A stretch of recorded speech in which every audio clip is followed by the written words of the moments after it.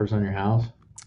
All right. Thanks for joining us today. We are chatting with Chase Hodgson today, our lender, in regards to why new construction might actually be a smarter play right now if you're looking in the Treasure Valley here. Um, if you're looking at resale versus new construction, we're just going to give you some ins and outs, some good, the bad, the ugly, in regards to why you would look at one versus the other. We're seeing some of the premium or the delta, the gap between resale and new construction closing, but there's some nuances to that. We want to talk briefly about some of the builder incentives, not only what the incentives are, but how they can be potentially applied, why you want to be aware of the relationship between the builder and the preferred lender, because we'd want you to be able to fully take advantage of those builder incentives, and then why you would definitely want your own agent instead of a builder on-site rep. So we're going to cover a lot of ground today. Again with Chase. Let me bring Chase on. How you doing today, Chase? Doing well, Jared. Doing well. Good, good. I went live so quickly on your question there. I know you were following up on a listing we had that, that you popped in the other day. Appreciate you showing up for that broker open. That was awesome. Yeah, yeah. It was a great house. Great house, man, for sure. But anyway, I'll answer your question after that because we're live now. But I Yeah, wanted to acknowledge that you had asked that. it's all good. But anyway, well, let me do a couple of real small housekeeping items here, and then we'll get into the meat of the conversation.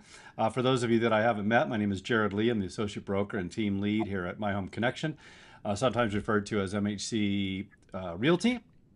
Our sponsor for today is the Perfect Home Buying Process. We've been developing this now for over a couple of decades, over 20 years, putting together a lot of resources, tools, techniques. Some are obvious, property home search. Some are not obvious, such as real estate secrets that we want to share with you that aren't always known, to help you navigate the market.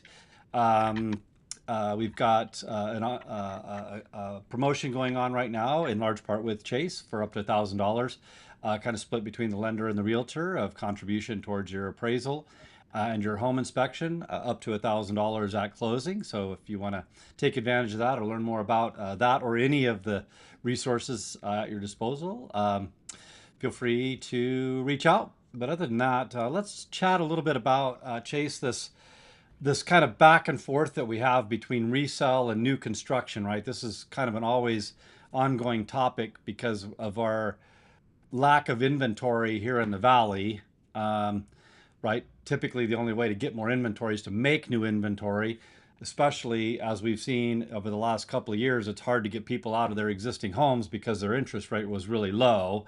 So we Hmm. highly encourage new construction, but there's advantages and disadvantages to both. So I kind of want to drill down into both of those today. What's your general thought of what you see in the market from the lending side?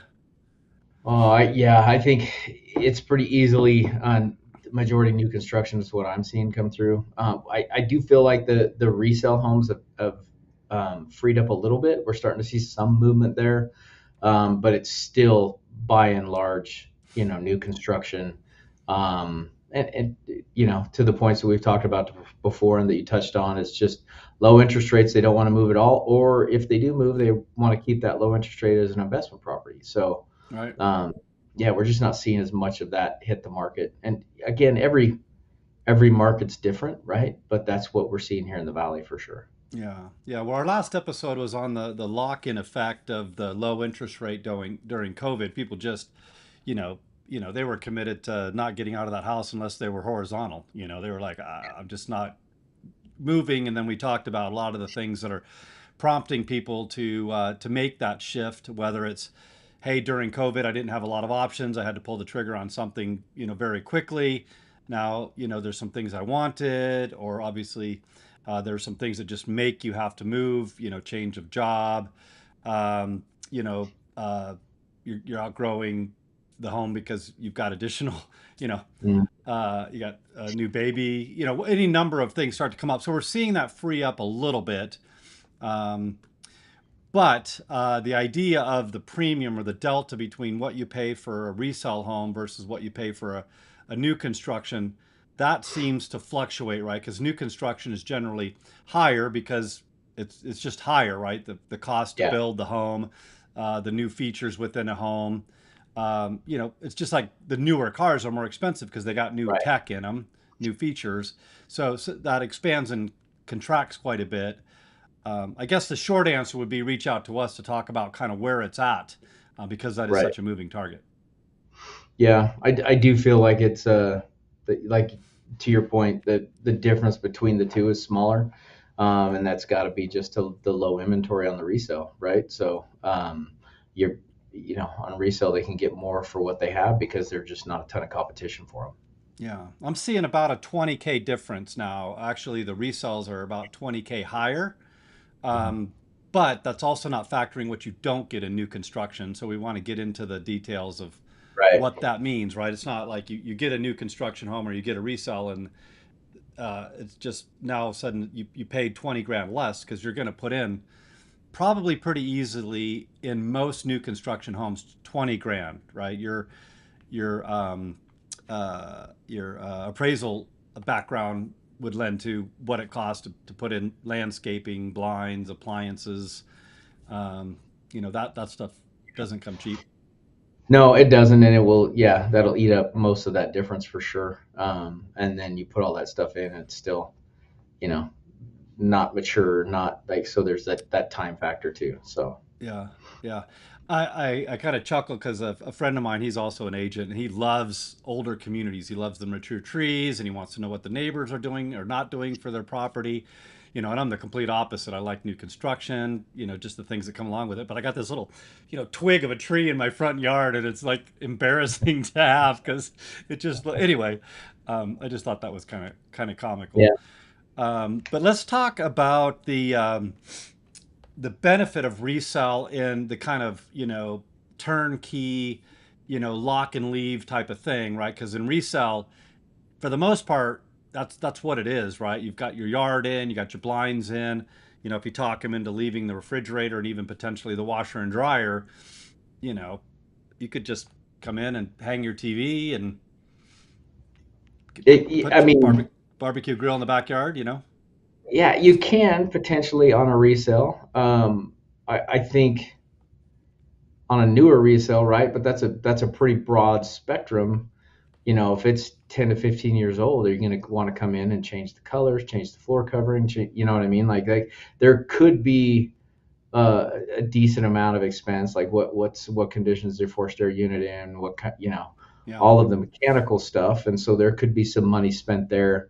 Um, I tend to see the more the builder stuff is a little more turnkey, right? Like the finishes and the decorating and the landscaping may not be there, but as far as the structure itself, there's really nothing that you need to do to the structure, right? So that resale window is it's it or that resale is different in depending on how old is the home that you're buying and what was the style then and Yeah. um and what are you looking for. So it can be turnkey, but more often than not, there's something that you want to do on a resale house.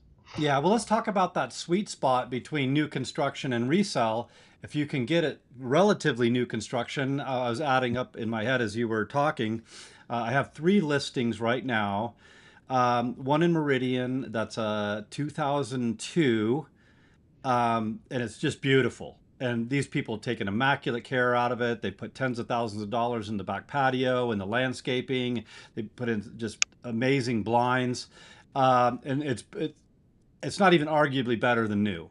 It's just, it's got all the new floor plan, the shelf's kitchen, and it's just beautiful. Like I don't know why you wouldn't go that direction because there's nothing that you're gonna need to change. Obviously, the roof is good, the mechanicals are good. We have a home, and that's about the mid eights price point, and then we have another one in Eagle that's a 1999. That one's a bigger home, but still really well maintained. Big, nice pond in the backyard, um, and it's pretty turnkey as well. There might be some things that you'd want to do to it, but for the most part, it's ready to go. Um, and then we have interestingly, the one that we were talking about at the start of the show. That one is a 2006, which sounds old, but it's got a 50-year roof. The owners Mhm. went through and put all new mechanicals in it. They just freshly painted the place and remodeled the bathroom. And anyway, I'm just saying, if you look, you can kind of find those that you don't have to go in and do a lot to, that would make sense from a resale standpoint. But that premium for the new construction, if you're taking out what you're going, the idea of the monies you're going to have to put in, you could do Mhm. well. So I'm kind of talking out, both sides here. But those are the things you'd want to consider. Yeah, for sure. Yeah, you can. I think there is definitely an opportunity in resale. Like if you know if you're particular about what you're looking for, to where it's definitely turnkey. Plus, you get the mature landscaping, which is you know uh, it's really hard to compute like how much of a savings that can be, right? Right. Um,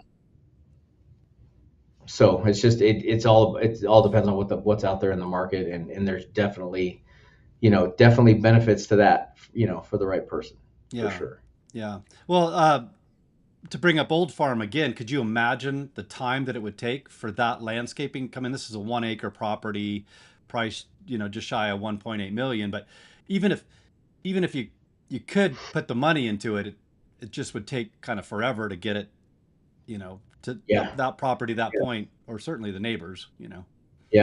Some of that stuff's irreplaceable, right? When you're talking about mature landscaping and the pond and all of that stuff, some of that it's just irreplaceable. So Yeah.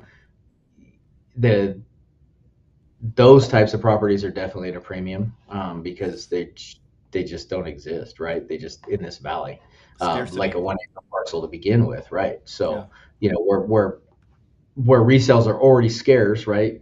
Now you're adding just another level of scarcity with that one because it's so unique. Yeah. Yeah. Well, let's talk a little bit about the builder incentives. So one of the things, we talked about is you can get into the price of a new construction home closer to resale than you've been able to, certainly in the recent past. But these incentives that builders um, show to get rid of inventory, to offload inventory, seller concessions in the way of the landscaping we talked about, the appliances we talked about, those are all pretty straightforward to make sense, right? Builder charges you X for this, and they're going to give you a credit out of some budget, and you just pull from the budget. Um, Mm-hmm. but what I want to talk specifically about is, and I'll kind of address the two line items here, is these usage of seller concessions towards closing costs and rate buy down. Mm-hmm. And, I want to enter this conversation fairly gingerly and politely with the builders, but I want to make it obvious that there are things that a buyer should be aware of and need to look into to make sure they're getting every bit of that. Because how would you word that? It's a little opaque. Yeah, so I mean, well, it depends on the loan amount. Like, so there's some big numbers being thrown out there in concessions, right? But it somewhat depends on the type of loan that you're doing, on whether or not that you're going to be able to use it all, right? So typically with a conventional loan, if you're putting less than 10% down, you're fairly restricted on the percentage, and that's FHA is at 6%, conventional is at less than 10% down. You can only use 3%. 3% allowed on that seller credit. So, and that's of 3% of the loan amount. So depending, you want to know like what your loan structure is to begin with, how much you're putting down, and that will tell you if you're able to, because there's a lot of instances where you just flat can't use everything they're giving you, and that just goes away or stays with the builder, right? So you want to make sure that you're doing that, and also know that you can't use it towards down payment, right? It has to go towards closing costs, or so there's only certain aspects of the loan that you can use it to go towards, and then only certain percentages of it that you can use. So you want to make sure that you have all the information up front so that you're getting the most bang for your buck with those. Well, that's what I'm ultimately wanting to get to, is that it's not obvious when a builder says, "Hey, I've got a 20K incentive, I got a 30K incentive," and then you're using it towards some of those things. Most of the time when you get into contract with the builder, you get in contract, it's hard earnest money, it's non-refundable, and you're in contract with them.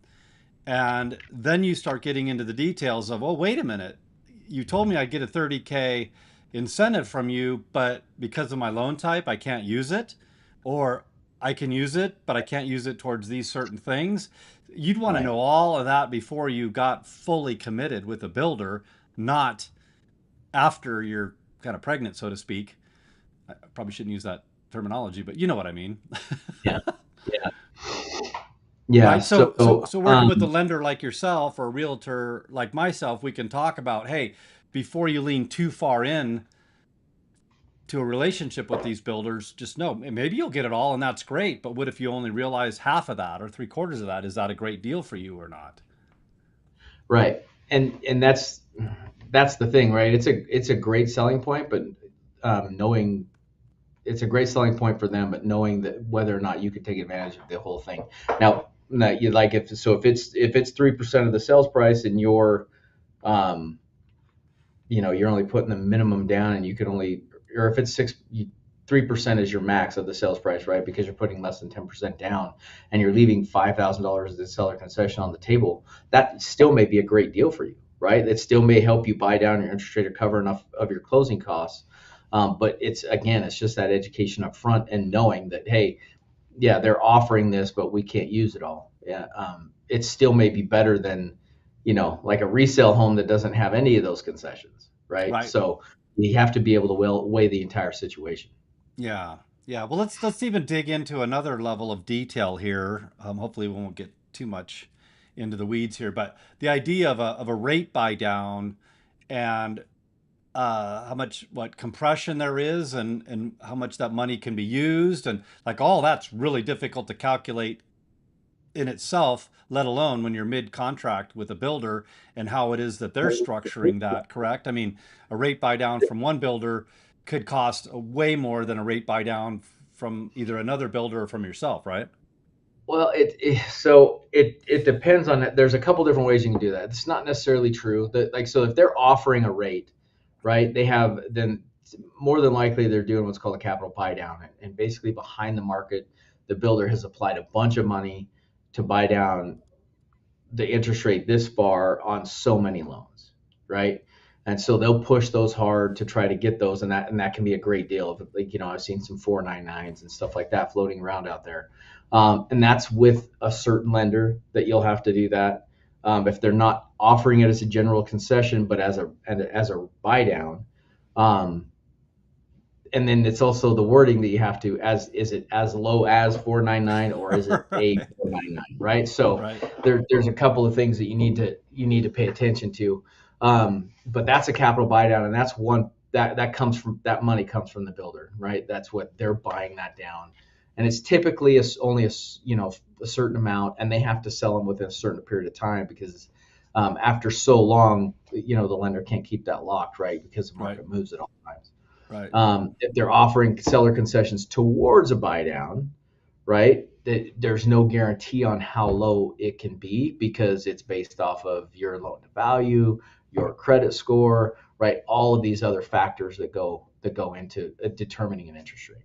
Yeah, yeah. Well, aren't we just basically saying here that the devil's in the details, and Yes. you don't want to get into the details once you're in contract with a builder? You want to know this stuff up front, know who's got the incentives, who's got the promotions, how they apply the promotions, because they're all different. Is that really going to help you in your situation? Maybe or maybe not. It might lightly help you. It massively help somebody else, but you want to know what that looks like. You can't just look at the 30,000 foot view of the incentive, jump in both feet, and go, "Oh, that didn't really help me much at all. I wish I'd either gone to a resell or gone to a different builder that structured their incentives differently." Yeah, I'm in a I mean, I work with builders, often and helping and structure this stuff and being a part of it. I would say that even, in all instances, a second opinion is always, because typically when you go, especially when you get into the nationals and the bigger builders, it goes towards, they want you to use their lender in order to get these concessions or get Sure. that rate, which is perfectly fine. But having a second set of eyes on everything to make sure, because so if with some of the nationals, they own the mortgage company, they own the title company, they are the builder, right? Some of them even employ their own subs as opposed to being independent contractors, right? And so that process could save you money, but it also can create an environment that's not necessarily looking out for you and Right. your best interest. And Right. so just having, a second set of eyes on things to make sure that, that you're getting, and that's where the agent comes in. And even myself in some instances, I've helped consult for clients that I wasn't doing the loan for, but just making sure that they're getting the best structure for them. Yeah, I know you'll always watch out for their best interest, even if it's not business that you're going to get. But that second opinion helps them know that this is really beneficial to them, or slightly beneficial to them, massively beneficial to them, or not beneficial at all. And actually, they could find a benefit much better elsewhere, right? You can get seller concessions from resale home Can sellers, right? You can say, I need, X dollars for this rate buy down, and not have to address all the kind of caveats and catches and nuances yeah, that a builder might have, and go, oh, wow, I could get a very aggressive rate on a resale home because the, the home seller was willing to credit me, at closing. So now I got more of a turnkey home at a better rate than I would have otherwise in new construction. So it just, I guess I'm just proposing that you weigh all options and look at, yeah, for sure. scenario A, scenario B with multiple, Yeah, and you know, it's not to say that the way the Nationals are doing it is bad at all. Like I said, it can create a space where you can save some money, either on costs or on the buy down or whatever. But you can also get into that that I don't know, but how to say it, but that just that gross production, right? yeah. Conveyor belt type of mentality, and just realize that we have to remember this is a big purchase, and the clients are, making sure that they're set up, for their future in the best way possible is always the most important thing. Right, right. Yeah. Well, we're coming up on a half an hour here. I guess I've covered the bullet point items I had today for a fairly, short podcast. Is there anything else that you can think of as we were talking about that you'd want to make sure that our viewers and listeners No, consider? no, not at all. I mean, I think the interest rate environment's pretty interesting right now. Based on what's going on internationally. Um, and we talked about that briefly, but I don't let that again. Don't let it keep you, on the sidelines. Now's a good time to look. There are a few more resale homes hitting the market. New construction's coming on at all times.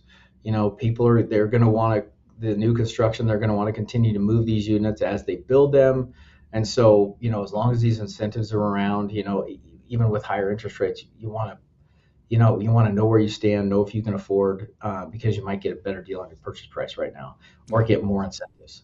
yeah, yeah. Absolutely. Yeah. At least seeing what's out there, if it makes sense, right? Do some math. Does it make sense to wait? Does it make sense to pull the trigger now? I think the one thing we always come back to is you should know the options, because if you make an assumption that, hey, I just got to wait till rates go down, that is a big miss for most people, because they wait for rates to go down and values went up. You can't correct purchase price, but you could have potentially adjusted rate later in a refi. And I think the majority of prospective buyers miss that. They just think, oh, rates are too high. One, I got to wait till they come down, or they don't know that they could potentially buy them down or get help from the seller getting them down. Hmm. So Correct.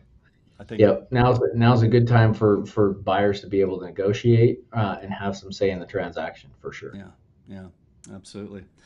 All right. Well, I think we covered a lot of ground in fairly short order today. So, as always, Chase, appreciate you coming on and giving an insight from the lender and the appraisal side of things. You bet. Thanks, Jared. Thanks for having me again, man. It's always fun. Yeah, absolutely. All right. Other than that, we'll wish everybody a blessed one. Take care.